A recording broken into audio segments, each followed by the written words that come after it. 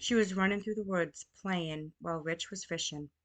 She was running and laughing, having a great time until she was in her favorite place, running along the embankments of the river by her house.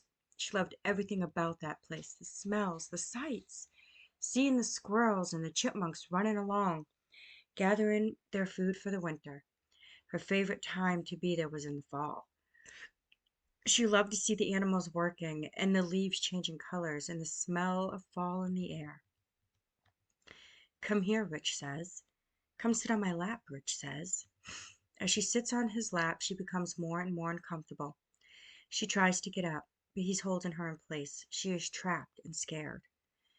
She did not know what to do, so she just froze. He puts his hand on her, roaming, touching.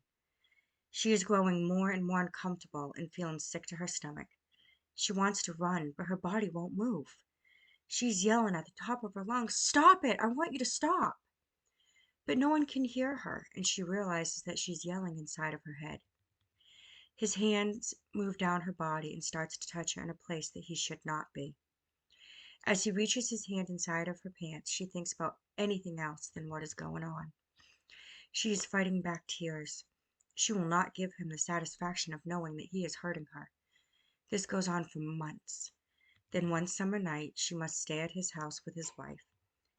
She eats the dinner that is made and must go down the hall to the shower that is shared with the floor that they live on. As she is washing herself, he is watching her. He would not let her close the door. She must leave the door open about 12 inches. He claims that is to make sure that she does not fall. When she is done, it is time for her to go to bed. She gets in their bed and tries to go to sleep. She is facing the fan that is in the window. When she hears him come in and feels him get into the bed, she tries to move close to the fan, but this does not stop him from getting close to her until he is against her small body. She tries to move again and pretends that she is sleeping. He wraps his arm around her so that she cannot move. She can feel him take off his shorts. When he is done, he starts to take off her shorts and underwear. He moves close to her until his penis is rubbing against her body while he is fondling her. All she can think is, I wonder if I can jump out of the window. Would I live if I jumped? Would he try to stop me? As he's doing this, he is saying, You're such a good girl. You like this, don't you? Edie likes it when I do this to her. She feels sick to her stomach. This goes on for what seems like forever. He ejaculates on her and then rubs it between her legs.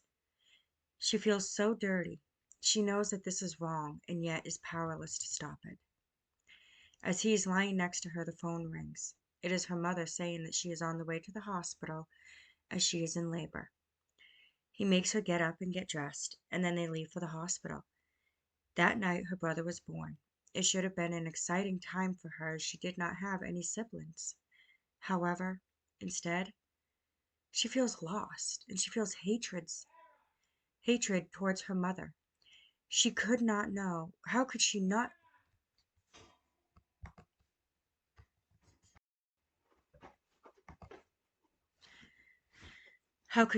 know what had been going on?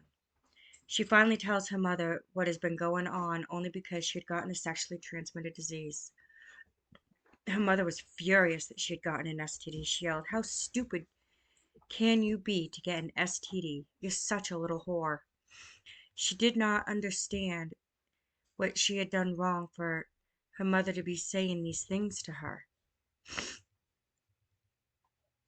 It was not her fault that this had happened. As she gets older, she is put into the position of being the mother to her brother.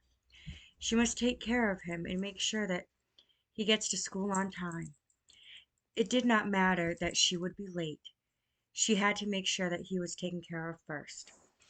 When she gets to school, she is an outcast. No one wants anything to do with her. She tried doing different sports to try to fit in. Nothing worked. It did not matter what she did. Finally, in 11th grade, she dropped out. She worked odd jobs at different places. She would work anywhere between 50 to 70 hours a week. She met a man who treated her right, but she did not know how to deal with that. She had always been treated badly by men. They would take what they wanted from her and then leave. She went through a period of doing drugs and drinking just to try to numb the pain that she was feeling.